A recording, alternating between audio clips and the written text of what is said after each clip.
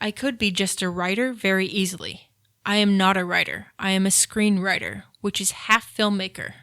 But it is not an art form because screenplays are not works of art. They are invitations to others to collaborate on a work of art. Paul Schrader. You're listening to Writing Roots, brought to you by Aspen House Publishing. Welcome to Writing Roots. I'm Leigh Hull. And I'm Leigh Esses. We're going to be talking today about how to write in other mediums other than novels. There is a definite creative element to almost any bit of entertainment you will ever find. And a big part of that is the storytelling process. But that's not all of it. We will talk a little bit more next episode about what it's like to work with other authors. But first, knowing what you're writing and knowing your target audience and how it will be presented to your target audience is a part of the storytelling process. The area where I am probably most familiar with writing outside of fiction writing is news. I used to be a news producer. I got my degree in journalism. So when I'm writing fiction versus when I'm writing for the news is very, very different styles. When I'm writing news, it's very short, very to the point. I need to fit an entire story into less than 30 seconds. For me, learning to write news style also helped me make sure I stuck to the point because you have that time limit and 1 second, 2 seconds over can screw with the producer's plan. One of the phrases that will always come back to me from the news writing is cut the fluff. You get rid of the excess and trim the fat, cut the fluff, get to the basics and the point of the story. You don't use big words. You don't use complicated sentences. It is short to the point so an anchor can read it off a prompter very easily and get the point across as quickly as possible. Another thing with news writing, not only for television, like most of your experience, but also for the newspaper, is people have the chance to turn away. So you want to get the most important information first, and then you have this inverse pyramid of less important information as time goes on. The idea of the inverted pyramid came from when newspapers would gather a bunch of stories and then they would have to typeset it onto the page. The stories would almost inevitably be longer than whatever got printed because they would get to a point where they're compiling it into a certain format for printing on these pages. Hey, we can't have this go on because we still need this also to be front page story. And this also needs to be on the front page. So we're going to get rid of the last 3 paragraphs of your story. So you don't want important information in those last 3 paragraphs. You need it all at the top. So that's the inverted pyramid. You start with all of the most important information at the top, at the very beginning, and then you work your way down so that if the bottom of that pyramid gets chopped off and not included in the newspaper at all, it's not going to impact your story. You're also going to see a little bit of this online, which is kind of a new version of the newspaper. You have a lot of blogs out there. How many times have you gone to look up a recipe and you learn all about their trip to Italy before you decide that you need sun-dried tomatoes instead of roasted tomatoes? And that's exactly where I turn away from that recipe because I hate having to scroll all the way to the bottom, especially on my cell phone where it takes me 5 years just to get to the bottom of this person's story to get to that recipe. Put the important details at top and the exposition later. With your target audience on blogs, being brief is better. 200 to 300 words tends to be pretty standard unless you're going hyper in depth into something. So if we ended up putting a blog post up about how to use commas, because we didn't have enough time to talk about all the different aspects of using a comma during our podcast episode, so hey, we might put a blog post together. That can be a little more in depth, but the briefer a blog is, the more likely you are to get people to finish reading it. Some of the other most common formats of writing would be for stage and movies. So all of those punctuation rules we talked about in the other episode, you basically just throw those out if an actor is going to be reading it aloud on a stage. But understand that Almost every actor I've communicated with, every actor I've worked with are extremely faithful. Verbatim will give you exactly the words you choose. So choosing every word with care, with intention, is a big part of writing something for an actor to portray. And a lot of the times when you are writing, especially for film, like the quote at the beginning of this episode said, it is a collaboration. You are working with other people, other screenwriters, to get the story down.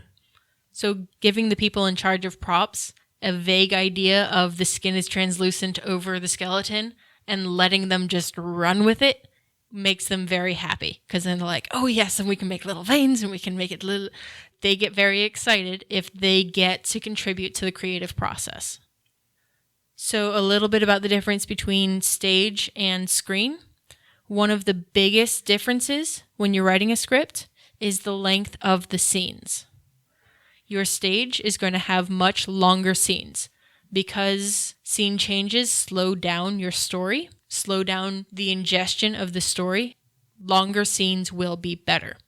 In film, you might have a 20-second scene where they're driving in the car and he's glaring at her. No words, just a quick, they're getting to their destination, there is a mood, and moving on. Another thing to remember if you're writing for stage or film, some sort of thing that will be acted, is your words will have to be memorizable. So you can have those really long monologues. It is going to take a very talented actor to memorize a full monologue and be able to present it along with the rest of their lines that they have that whole play. A lot of actors, when they're choosing a favorite scriptwriter, it's because those monologues flow very easily and it's very easy to memorize. That fast turnaround is a sign of a good screenwriter or scriptwriter. Another difference you're going to see between stage and screen is if you're in a 2-act style or a 3-act style. We talked about that a little bit in our story structure episode. But the 2-act style means you get one intermission, they get up, they use the restroom, they sit back down, and they finish the play. Your 3-act style is more common in film and TV shows and often your novels. So that's more what your instinct is going to go toward, unless you're a theater junkie. When you're writing a script and it changes from place to place to place, the characters are traveling from here to there to there, you're more likely to be writing a movie because they will go on set, they'll film it, and then they don't have to come back. Whereas if you're writing a play, you want it all to happen in as many recurring places as possible so your set designers don't have to design 17 different locations. And then transition them in and out of the stage while things are running. Yeah. So if you have, and then there were none, you have a murder mystery where they're all trapped in this house until Scooby-Doo can solve the mystery.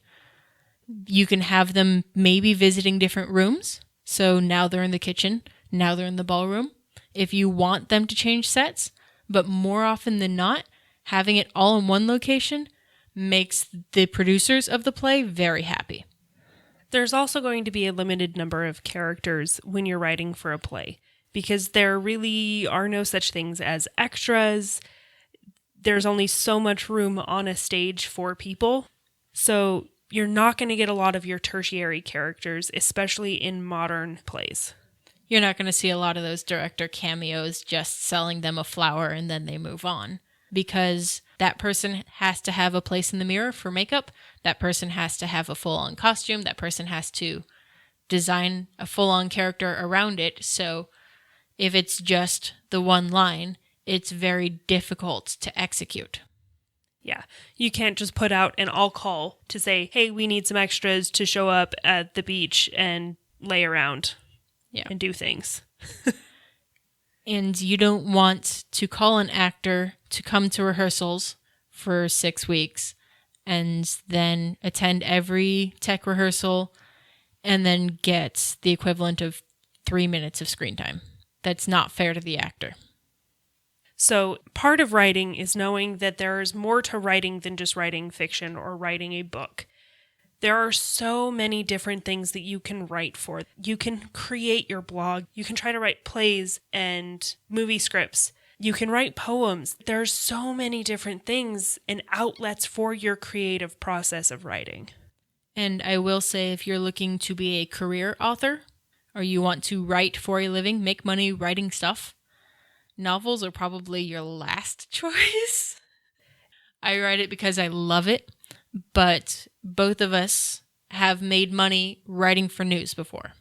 Both of us will write for the podcast. Both of us will write for the blogs. We will write different kinds of things that might not necessarily be a novel. Writing different kinds of things can help you improve your writing skills, no matter what it is you're writing. If you're looking to make money while you're on maternity leave, maybe just write a little bit here and there. Freelance writing for content for websites is a huge industry.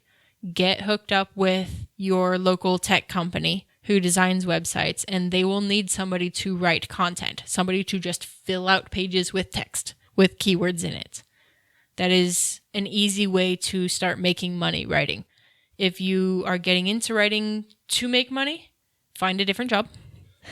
But if you're looking to make money with a fast turnaround time, that is a way to do it. And no matter what you're writing, no matter who you're writing for, we always encourage you to do this one thing. Write selfishly. If you have a question or comment for our hosts or a topic you'd like us to cover, send us an email at writingroots@aspenhousepublishing.com or find us on Facebook by searching for Aspen House Publishing.